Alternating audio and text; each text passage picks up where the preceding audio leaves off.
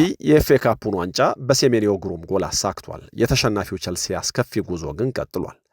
ጓርዲዮላ ሌላ ዋንጫ ዌምብሌ ላይ ሲያነሳ ትልቁ ጥያቄ የመጨረሻው የዌምብሌ ጨዋታ ነው ወይስ አይደለም የሚለው ነው። እሱ ከጨዋታው በፊት እንደተለመደው ቀልዱና ቁም ነገሩ ሳይለይ ተጨማሪ 1 ዓመት ኮንትራት አለኝ ብሏል።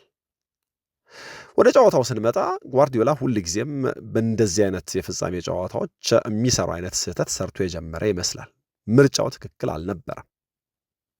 ከ5 ዓመት በፊት በሻምፒየንስ ሊግ ፍጻሜ የዛሬውን ተጋጣሚ ቸልሲን ሲያገኝ ፔፕ ጓርዲዮላ ዋንጫውን የማንሳት ፌቨራይት ነበር።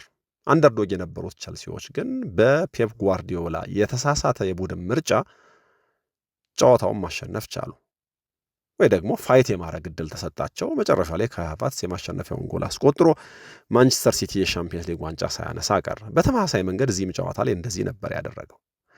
ጨዋታው ማንም ደግሞ ሊያው የሚፈልገው አይነት አይደለም። ብዙ ዕድሎች የተፈጠሩበት ብዙ ዕድሎች የነበሩበትም አይደለም። ቸልሲዎች የፍጹም ቅጣት ምት ይገባናል የሚል ቅሬታ በአንድ ሁለት አጋጣሚዎች ነበራቸው። ከዛ ውጪ ማንቸስተር ሲቲ ብዙ ዕድሎች ባልነበሩት የመጀመሪያው አጋማሽ በሃላንድ አማካይነት ጎል አስቆጥሮ ተሽሮበታል። ያው ሃላንድ እንደሚታወቀው ፍጻሜዎች ላይ ጎል አያስቆጥርም። በእርግጥ እዚህኛው ጨዋታ ላይ አሲስት ማድረግ ችሏል። ፍጻሜ ጨዋታዎች ላይ ግን ሃላንድ ዲሳይሲቭ ሆኖ ጎል ሲያስቆጥር አናየውም እና እዚህም ጨዋታ ላይ ጎል አላስቆጠርም እና በጥቅሉ ጨዋታው ክላሲክ የፋይናል ጨዋታ አልነበረም። ለማንቸስተር ሲቲ ግን መጨረሻ ላይ የሴሜንዮ ጎል በፔፕ ጓርዲዮላ 10 ዓመት ቆይታ 20ኛውን ዋንጫ አምጥቷል። እንግዲህ ሁሉንም ዋንጫዎች እንቁጠራቸው ከተባለ ማለት ነው። ከጨዋታው ጋር ተያያዥ የሆኑ ነገሮችን እናንሳ። እንግዲህ በዋናነት የምናነሳው ፔፕ ጓርዲዮላ ነው። ኮሚኒቲ ሺልድ ምናምንን ከጨመረን እንዳልኩት በ10 ዓመት ውስጥ 20ኛ ዋንጫው ነው። በጣም የሚያስደንቅ ቁጥር ነው ይሄ። ለተጨማሪ 1 ዓመት እሱ እንዳለ ይቆያል አይቆይም፣ የውድድር ዘመኑ ሲጠናቀቅ ወይ ደግሞ ቀሪ የፕሪሚየር ሊግ ጨዋታዎቻቸውን ካጠናቀቁ በኋላ የምናውቀው ምንሰማው ይሆናል። የመጨረሻው ከሆነ ግን ምናልባት በማንቸስተር ሲቲ ቤት ውስጥ ይህንን ድጋሚ ማድረግና የዚህን ያክል ዋንጫዎች ማሸነፍ ለቀጣዩ አሰልጣኝ በጣም ትልቅ ፈተና ይመስለኛል። ለ4ኛ ተከታታይ ጊዜ ነው ወደ ዌምብሌይ በኤፍኤ ካፕ ፍጻሜ የመጡት። በእርግጥ የከዚህ ቀደም 2 ተከታታይ ፍጻሜ ጨዋታዎቻቸውን በሲቲ እና በክሪስታል ፓላስ ተሸንፈዋል።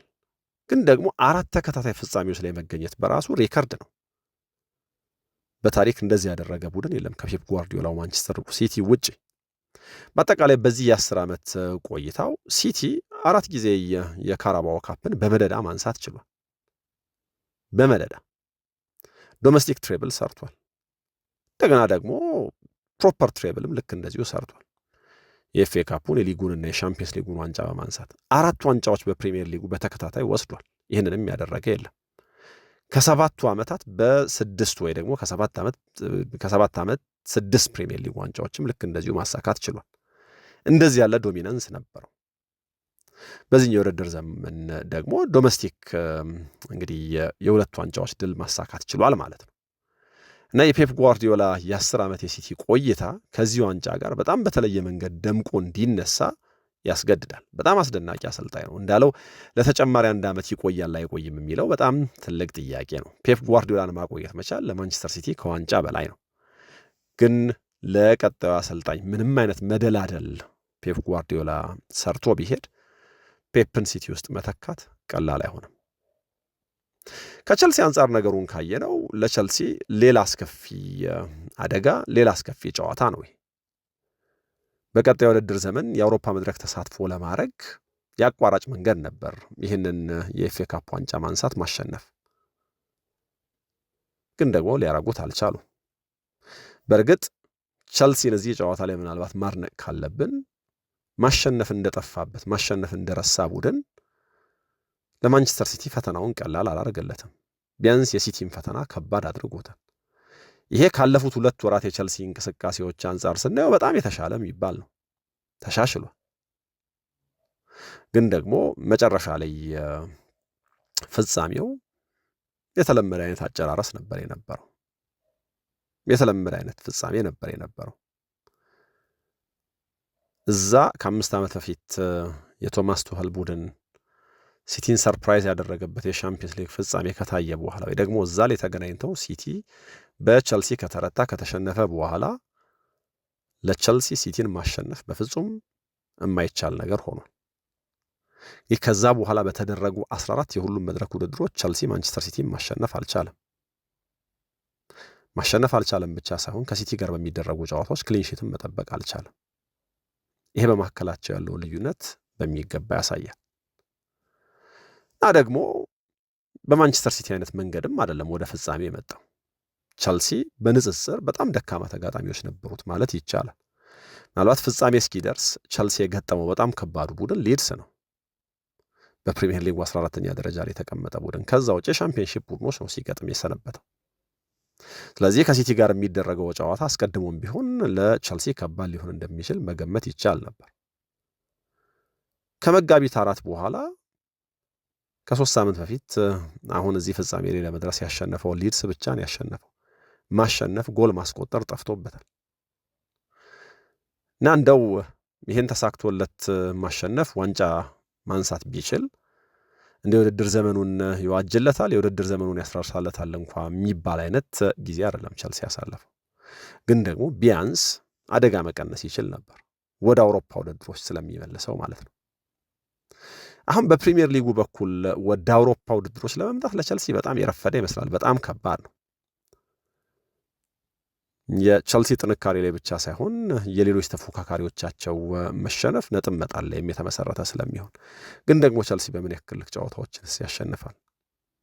ካለፉት 7 ጨዋታዎቻቸው 1 ነጥብ ብቻ የሰበሰበ ቡድን እዚህ የኤፍኤ ካፕ ፍጻሜ ላይ ደግሞ ተሸንፎ ለቀጣዮቹ ጨዋታዎች በምን አይነት መነሳሳት ነው የሚቀርበው የሚለው በጣም ትልቅ ጥያቄ ነው። በቀጣዩ ማክሰኞ ከቶተንሃም ጋር ይጫወታል። በነገራችን ላይ ቸልሲ 6 የዶሜስቲክ የፍጻሜ ውድድሮችን ወይ ደግሞ የዋንጫ ጨዋታዎችን በመሸነፍ የመጀመሪያው ክለብ ሆኗል። መጥፎ ታሪክ ነው። 3 የኤፍኤ ካፕ እና 3 የካራባኦ ካፕ ፍጻሜዎች ላይ ተሸንፏል። እና ይሄ የመሸነፍ ጉዞ አሁንም ቀጥሏል ማለት ነው። በቸልሲ በኩል ይሄ አስከፊ የሚባለው ነገር ነው።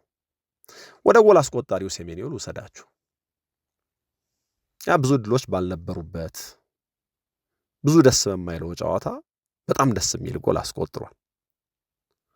እና ኮሜንታተሮች እንደዚህ ባሉ ጨዋታዎች ሰዓቱ እየገፋ ሲሄድ ቡድኖች መፍጠር ሳይችሉ ሙከራዎችም ሳይደረጉ ጨዋታው 0-0 ምናምን የሚጠናቀቅ ሲመስል ከዚህ በኋላ ይሄ ጨዋታ የሚወሰነው የሆነኛው ቡድን ወይ የሆነኛው ተጫዋች በሚሰራው ስህተት አሊያም ደግሞ በሆነኛው ተጫዋች ምጡቅነት፣ የተለየ ብቃት፣ የተለየ ጣልቃ ገብነት ነው ይላሉ። ከስህተት ይልቅ በሴሜንዮ ጂኒየስነት፣ በሴሜንዮ አስደናቂ ጎል ጨዋታው ተወስኖ በ64 ሚሊዮን ፓውንድ ጥር ላይ ነው የመጣው። የሚያስደንቅ ነው ኢምፓክቱ። 10ኛ ጎሉ ነው በሲቲ ማሊያ። በጥቅሉ በውድድር ዘመኑ የ20 ጎል ኮንትሪቢዩሽን ላይ ደርሷል። በጣም የሚያስደንቅ ሲዝን ነው ያሳለፈው እና 10ኛው ጎል ደግሞ በጣም ሚኒንግፉል ነው። ሲቲን ለዋንጫ ያበቃ፣ ዋንጫውን እንዲያነሱ የረዳ ነው። እንደዚህ ያለው አጨራረስ ምናልባት ለረጅም ጊዜ የሚታወስ ለረጅም ጊዜ የሚታይ ሊሆን ይችላል እና ኤፍኤ ካፕ ሲባል በራሱ ትንንሾቹ ትልልቆቹን የሚገነድሱበት የትንንሾቹ ተሳትፎ በጣም ጎልቶ የሚነሳበት ነው። እዚህ ፍጻሜ ላይ ስለ 2 ትንንሾች ላናወራ እንችላለን። ስለ ጎል አስቆጣሪው ካሰብን ግን የተነሳበት ይሄን የኤፍኤ ካፕ ታሪክ በደንብ ይገልጽልናል። እንግዲህ እንደዚህ ባለ መንገድ ሲቲ ውስጥ የማሸነፊያ ጎል ለማስቆጠር እድል እስኪያገኝ ድረስ ሴሜንዮ ብዙ መዳከር ነበረበት። ባለፉት 9 ዓመታት ውስጥ ከታች ነው እየቧጠጠ ወደ ላይ የመጣው። ብዙ የውሰት ውሎች ነበሩት። ለ5ኛ ለ4ኛ እና ለ3ኛ ዲቪዥን የእንግሊዝ ክለቦች ተጫውቷል። ከዛ በኋላ በብሪስቶል ሲቲ በኩል ነው እንግዲህ ሻምፒዮንሺፕ ውስጥ በደንብ የጎላው። ወደ በርንመዝ መጣ። አሁን ወደ ማንቸስተር ሲቲ ማለት ነው እና እንደ የማሸነፊያውን ጎል ሲያስቆጥር የሚያወት በርካታ የቀድሞ የቡድን አጋሮች ወይ ደግሞ አብረውት ሜዳ የተጋሩ ተጫዋቾች አውቀዋለሁ ምናምን የሚሉበት አጋጣሚ ነው። ምክንያቱም በ3ኛ በ4ኛ እና በ5ኛ ዲቪዥን ተጫውቷል። በጣም የሚያስደንቅ ተጽዕኖ ነው እዚህ ሲቲ ውስጥ የፈጠረውና በጣም ግሩም ጎል ነው ያስቆጠረው። ሌቫይ ኮልዊል ምንም ሊያረግ አይችልም ነበር። እንደዚህ ባለ መንገድ ኳሱ ሊጨረስ የሚችልበት እድል አለ ብሎ እንደ ተከላካይ ማሰብ በጣም ከባድ ነው። ግን ደግሞ የሆነ ሞመንት ኦፍ ጂነስ ያስፈልግ ነበርና እንደዚህ ማድረግ ችሏል። እና የሴሜንዮ ጎል በጣም ወሳኝ ነበር። ጨዋታውንም አሸንፎላቸዋልና በጣም ጥሩ ግዢ መሆኑን የሲቲን ደካማ የውድድር ዘመን መልክ የቀየረ ተጫዋች ነው። ይህንን በማድረግ እንግዲህ የሲቲ 2 የሀገር ውስጥ ውድድሮች ዋንጫ እንዲያሳካ ትልቅ እገዛ ማበርከት ችሏል። በቸልሲ በኩል እንደ ፖዚቲቭ ሊነሳ የሚችል ነገር ካለ ለእንግሊዝ ብሔራዊ ቡድንም ጠቃሚ ሊሆን የሚችለው የሌቫይ ኮልዊል ጉዳይ ነው። ይሄ ኬኤስኤል ጉዳቱ አገግሞ ከመጣ በኋላ የተደረገ እንግዲህ ሌላ ትልቅ ጨዋታ ነው።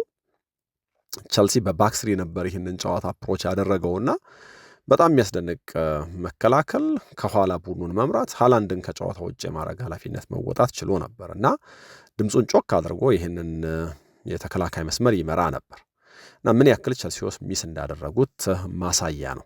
እና የእንግሊዝ ብሔራዊ ቡድን የተከላካይ መስመሩ ላይ ጥያቄ የሚነሳበት ከሆነ ወይ ደግሞ እንደ ክፍተት ቶማስ ቱኸል የሚያዩት ነገር ካለ ሌቫይ ኮልዊል በጥሩ ጊዜ የመጣ ይመስላል። በሲቲ በኩል በርናርዶ ሲልቫና ጆን ስቶንስ የሚፈልጉት አይነት ስንብት የተሰጣቸው ይመስላል።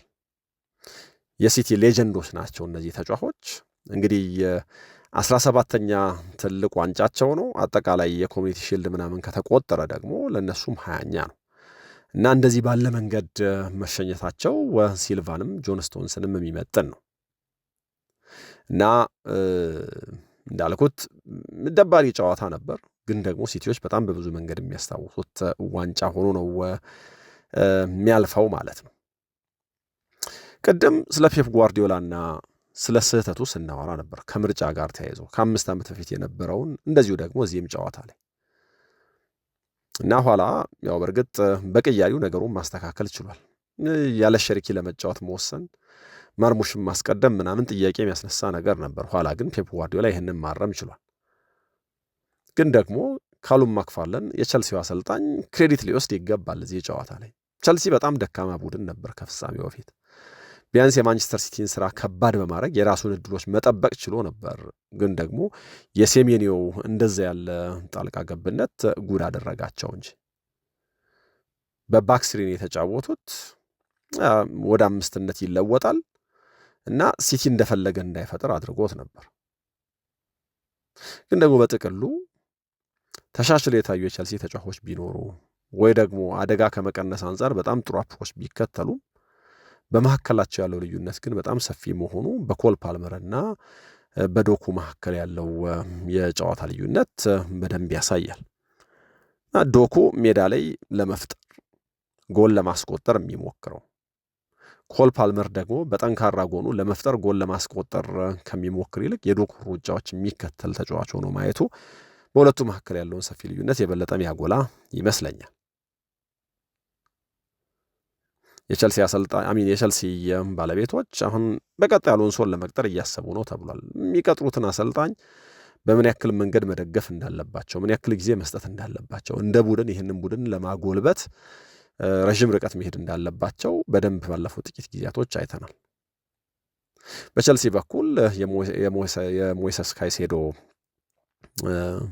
የጭንቅላት ኳስ በሮድሪ የወጣው ምናልባት አስቆጭ ሊሆን ይችላል። ከዛ በኋላ ኤንዞ ፈርናንዴዝ እንደዚህ ሮሪ ዴላፕም መጨረሻ አካባቢ ያገኘውን እድል በተሻለ መንገድ ሊጠቀመው ይገባ ነበር። ከሲቲ ጋር ተያይዞ እንዳልኩት የሚለቁ ተጫዋቾች አሉ። አንደኛው አንበላቸው በርናርዶ ሲልቫ ነው እና እንደዚህ ባለ መንገድ መሸኘቱ በጣም እንዳስደሰተው ተናግሯል። በሲቲ የሚፈልገውን ነገር ሁሉ እንዳሳካ የሲቲም ጉዳይ ግድ እንደሚለው ተናግሯል። ፔፕ ጓርዲዮላንም በተመለከተ እግር ኳስን የማይበትን መንገድ ለውጦታል ብሏል እና 9 ዓመት አብረን ቆይተናል። የእግር ኳስ ኬሪየሬ 80% ከፔፕ ጓርዲዮላ ጋር ነው ያለፈው እና አሁን እለቃለሁ። ስለዚህ አብረን ራት የመብላት ምሳ የመብላት ጓደኛ የመሆን እድል ይኖረናል። ስለ ሲቲ የበለጠ ይጨንቀኛል አስባለሁ እና ለአሰልጣኝም ለክለብ መልካሙን እመኛለሁ እና በእግር ኳስ ሕይወት የገጠመኝ በጣም ምርጡ አሰልጣኝ ነው፣ የዓለማችን ምርጡ አሰልጣኝ ነው፣ እንደሚቆይ ተስፋ አደርጋለሁ። ውሳኔው ግን የሱ ነው ብሏል። ለሲቲ መልካሙ ዜና ያው እነዚህ ተጫዋቾች ይለቃሉ። ፔፕ ጓርዲዮላ ማይለቅ ከሆነ እሱ ነው። ሌላኛው ግን ጥሩ ነገር በተደጋጋሚ እንደዚህ የኤፍኤ ካፕ ፍጻሜዎች ላይ ተሸንፎ ነበር። መጨረሻ ላይ ወደ አሸናፊነት መጥቷል። ለቸልሲ ግን ዌምብሌ ላይ በተደጋጋሚ መሸነፍ ብቻ ሳይሆን 5ኛ ተከታታይ ሽንፈቱ ነው እንግዲህ ዌምብሌ ላይ ጎል ሳያስቆጥር ራሱ ሲሸነፍ ማለት ነው። እንዳልኩት ኮል ፓልመር ጨዋታው ላይ ከመፍጠር ይልቅ የጀሬሚ ዶኩን የመፍጠር እንቅስቃሴ ለማቆም ኃላፊነት ተሰጥቶት ሲጫወት ነው ያየነው። እና ቸልሲ በጣም ብዙ ሊሰራው የሚገባ የቤት ስራ አለው። ሲቲ ግን እንደለመደው ዋንጫ አሳክቷል። በቀጣይ እንግዲህ ቸልሲ የመጨረሻ እድሉን ለመጠቀም 2 ጨዋታዎች በሊጉ ያደርጋል። የፊታችን ማክሰኞ ከቶትናም ጋር የሚጫወተው ጨዋታ ምናልባት በጣም ወሳኝ ሊሆን ይችላል። ሲቲ ደግሞ ከበርንመዝ ጋር ይጫወታል። አርሰናል ሰኞ በፕሪሚየር ሊጉ ሜዳው ላይ የወረደውን በርንሌ ይገጥማል። አርሰናል ሰኞ በርንሌን አሸንፈው በርንመዝ ማንቸስተር ሲቲን የሚያሸንፈው ደግሞ ነጥብ የሚያስጥል ከሆነ ደግሞ የፕሪሚየር ሊጉ ሻምፒዮን ማክሰኞ ይወሰናል ማለት ነው። ካልሆነ ደግሞ እስከ መጨረሻው ሳምንት ወይ ደግሞ እስከ መጨረሻው ቀን ድረስ የፕሪሚየር ሊጉ ፉክክር በአርሰናልና በሲቲ መካከል ይቀጥላል። ለጊዜው ግን ሲቲ በራሱ መስራት ያለበትን የቤት ስራ በመስራት 2 የሀገር ውስጥ ዋንጫዎች አሳክቷል። ከ2 ተከታታይ የኤፍኤ ካፕ ፍጻሜ ሽንፈቶች በኋላ በድጋሚ ዌምብሌ ላይ የኤፍኤ ካፑን ዋንጫ ማንሳት ችሏል እና ሲቲ ቤት ውስጥ የተለየ ደስታን ያለው ይህንን ሴሌብሬት በማድረግ እንግዲህ እንደተለመደው በዋንጫ የውድድር ዘመናቸውን መጨረስ እንደሚችሉ አረጋግጠዋል። ጓርዲዮላ ይሸኛል አይሸኝም የመጨረሻው ነው አይደለም፣ እሱ እንዳልነው ቀልድ ይሁን ቁም ነገር ሳይለይ የመጨረሻ አይደለም ብሏል። እንግዲህ ቀጣዮቹ 2 ጨዋታዎች የፔፕ ጓርዲዮላን የመቆየት ያለመቆየት ጉዳይ ደግሞ የበለጠ ፍንትው አድርገው ያሳዩናል። የቸልሲ ደጋፊዎች ይህንን ጨዋታ ስታዩ ምን ተሰማችሁ? ሲቲን የምትወዱስ የሲቲ በድጋሚ ዋንጫ ማንሳት ምን አይነት ስሜት አለው ለእናንተ? አጋሩን። ሌሎች ዝርዝር ጉዳዮች ደግሞ ይዤ እመለሳለሁ። አብራችሁኝ ስለነበራችሁ ከልብ አመሰግናለሁ። ሰላም ሁኑ።